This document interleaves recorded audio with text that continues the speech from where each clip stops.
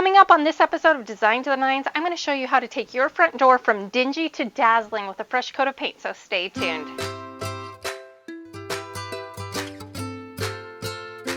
Hi, I'm so glad you could join me today. I'm Natalie with DesignToTheNines.com, and today I'm going to be showing you how to go about painting your front door. Now, as you can see, my door is long overdue for a fresh coat of paint. We are new here, so I just haven't had a chance to do it, and I'm going to be doing it now. And actually, the whole exterior of my home really does need a paint job, but we have to do things in stages sometimes. So I'm going to start with my front door, and there is method to my madness, so let's get started.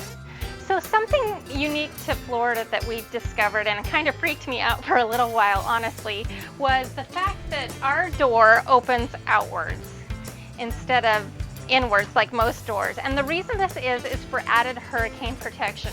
Now, when the strong winds from hurricanes come blowing, it just gives it a little bit of added strength and resistance to blowing in the door. Now, this also makes it a little easier for me to go about painting it, because now I don't have to remove it from its hinges because the entirety of the exterior part of the door is exposed. If you have a traditional inward swinging door, you would probably want to remove your door from the hinges and paint it elsewhere, or pick a really nice day where you can leave it open and let it fully dry before you close it. So this will work out just fine for us, and I'm going to go ahead and get started. So the first thing that I'm going to do is a little bit of prep work, because we want to prepare the surface so that it accepts paint more smoothly and more beautifully. So what I'm going to do is take a fine grit sanding sponge and try to sand out some of these rough areas so that when we paint it, that they don't kind of come through. Then after that, I'm going to tape off some of the handle set in painter's tape. Now, those of you who have been watching this channel know that I'm not the biggest fan of painter's tape. I don't think that it does overwhelmingly an amazing job at what it's for. But you know, in these kind of cases where you're kind of painting around things and trying not to get paint on it, I think it will serve its purpose, but to avoid leakage, we'll be careful about that. So first thing I'm going to do is start sanding some of these rough edges. So I'm just wiping down some of the dust from sanding, and we're going to let that dry before we start painting.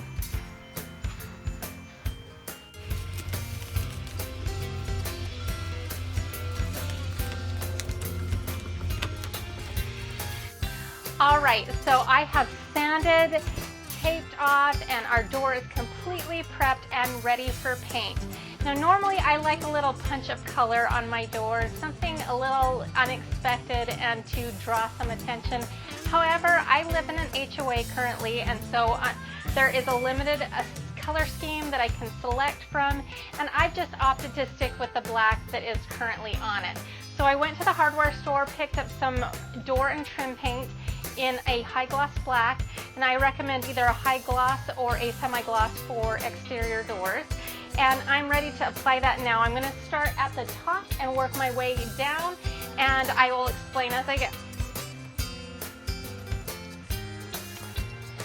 Okay, so now I did use painter's tape around the window. I expect it will leak probably a little bit, but I can do a little cleanup with a razor blade.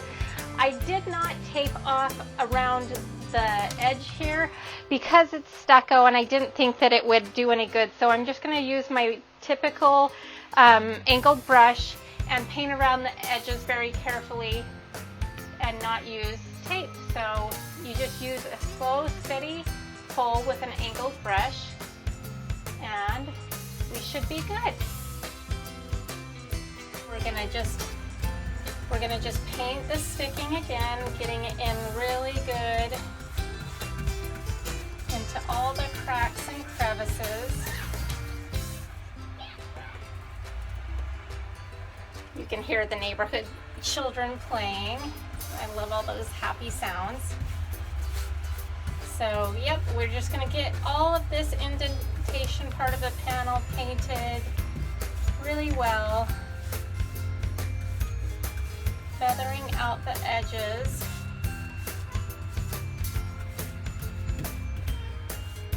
Make sure this is all smooth, and then we're going to take our roller and get this part of the panel while it's still wet. So, and then get in between, and then we'll get this part. This is called the rail and the style. There's a little too much paint there, so we'll grab some of that paint and get this rail.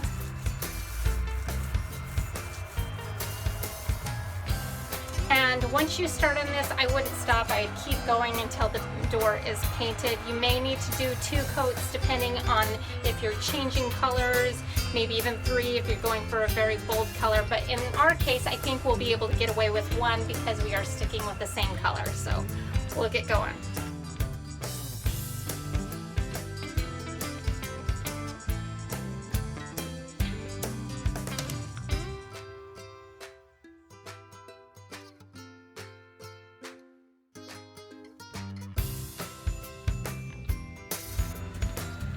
Okay, so what are you thinking so far? Do you think you can do it? I think you can. You got this.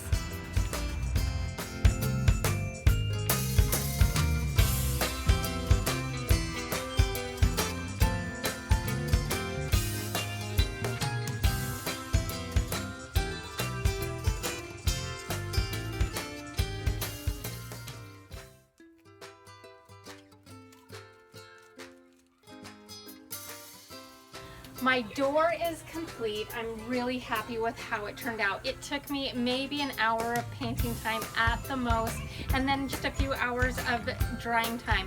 I did end up doing a second coat. I felt like it needed it, but again, it just looks so much better. You can do this. You got this.